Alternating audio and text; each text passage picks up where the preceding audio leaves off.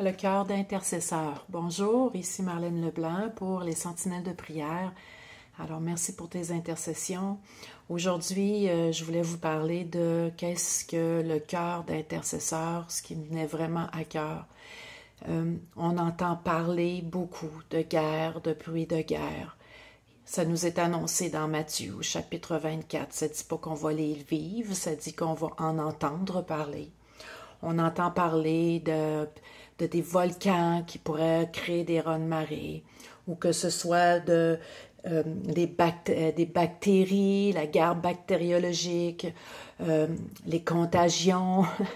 On entend parler aussi de la faille Sant'Andreas. Il y a beaucoup de choses qu'on entend parler de négatif. Mais on ne peut pas être insensible face à ça. Certains vont dire que c'est le diable qui envoie toutes ces épreuves, d'autres vont dire que c'est le jugement de Dieu qui s'en vient. Quoi que ce soit pour ce qui est de notre position, de notre opinion ou de notre conviction, qu'est-ce que Dieu nous demande en tant qu'enfant de Dieu? Qu'est-ce qu'il nous demande en tant que cœur d'intercesseur? La Bible dit dans Ézéchiel 18, 23, l'Éternel lui-même nous exhorte en disant « Ce que je désire, est-ce que le méchant meure, dit l'Éternel, n'est-ce pas qu'il change de conduite et qu'il vive? » Il est écrit aussi dans Joël au chapitre 2, 13, « Déchirez vos cœurs et non vos vêtements, et revenez à l'Éternel votre Dieu, car il est compatissant, miséricordieux, lent à la colère et riche en bonté, et il se repent des maux qu'il envoie. » Donc, on voit vraiment ici quel cœur d'intercesseur que Dieu nous demande, quel est son propre cœur à lui, à quel point il veut que tous parviennent à la repentance. Le meilleur exemple que nous pouvons voir aussi, c'est Abraham, notre père de la foi. Abraham a reçu 2 anges ainsi que l'Éternel. Il a mangé, il a communié avec eux. Et Dieu lui a annoncé vraiment une calamité qu'il allait envoyer sur Sodome et Gomorrhe. Pourtant, Abraham avait reçu une promesse extraordinaire qu'il allait avoir un fils, la promesse attendue, que toutes les familles de la terre seraient bénies par lui, qu'il y aurait tellement une grande prospérité ou postérité aussi, qui serait autant que les étoiles du ciel et que le sable sur le bord de la mer. Abraham aurait pu s'enorgueillir en disant « J'ai reçu 2 anges, j'ai eu la visitation de Dieu lui-même, j'ai mangé avec Dieu, j'ai vécu quelque chose d'extraordinaire dans le spirituel. » Il aurait pu s'enorgueillir en disant que eux, ils vont mourir, mais moi, dans ma postérité, ça va être béni pour toute la terre et c'est moi qui va être le précurseur de tout ça. Non. Abraham, il s'est tenu devant l'Éternel et on le voit bien dans la Genèse au chapitre 18, lorsque Dieu lui est apparu lui-même, l'ange de l'Éternel. Et on voit le cœur d'Abraham qui négocie avec Dieu finalement, même s'il sait que Sodome et Gomorrhe est une ville complètement pervertie.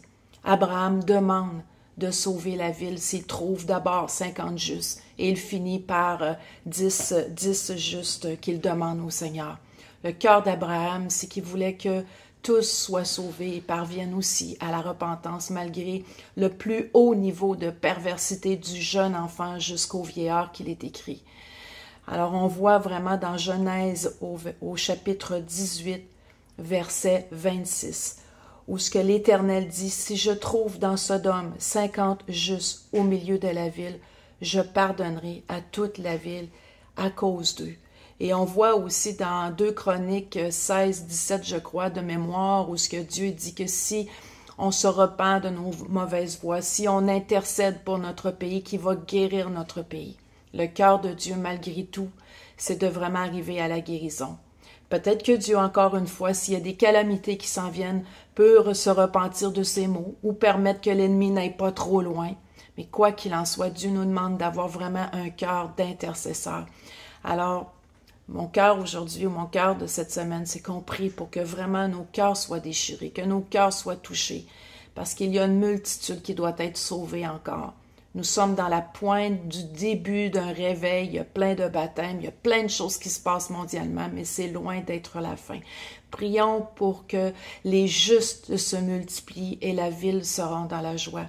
Déchirons nos cœurs et demandons à Dieu miséricorde, demandons-lui grâce, faveur, demandons-lui qu'il soit compatissant envers nous et qu'on puisse vraiment en sauver encore une plus grande multitude. Alors, merci de votre patience. La vidéo est un peu plus longue aujourd'hui, mais j'avais vraiment un cœur criant pour les nations ce matin, où ce que les nations doivent entendre la parole de Dieu de tous bords, de tous côtés. On doit vraiment insister, hein?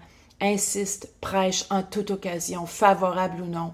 Insiste, va vers les nations, va vers ta famille, va vers tes voisins, va vers tes amis et prêche la parole pour les amener à la repentance. Et merci Seigneur pour ta miséricorde. Merci que tu es compatissant, que tu es lent à la colère et riche en bonté envers nous et envers les nations. Soyez bénis.